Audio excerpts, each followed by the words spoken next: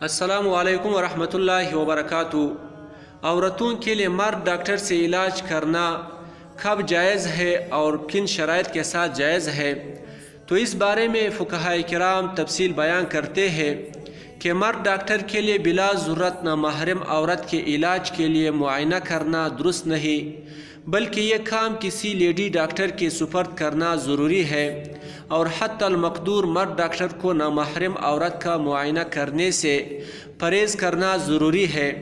لیکن اگر lady doctor میسر نہ ہو یا میسر ہو لیکن اس کا معائنہ اطمینان بخش نہ ہو، تو سخت مجبوری کی حالت میں مرد ڈاکٹر بھی چند شرائط کے ساتھ نامحرم عورت کا معائنہ کر سکتا ہے۔ مریض کے صرف اس حصے کو دے کہ جہاں بیماری ہو، باقی پورا جسم اچھی طرح پردہ میں چھپا ہوا ہو۔ وہاں مریض کی محرم یا معتمد خاتون بھی ساتھ موجود ہو۔ ڈاکٹر اپنی نظر کو مریضہ نامحرم عورت کے دوسرے اعضاء سے بچا لے، بلکہ حتی المقدور اپنے دل کو شہوت سے بچا لے۔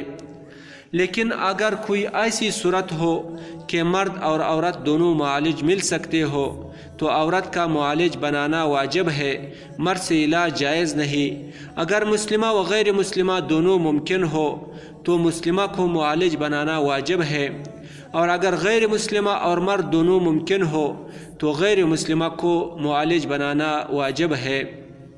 السلام علیکم ورحمۃ اللہ وبرکاتہ۔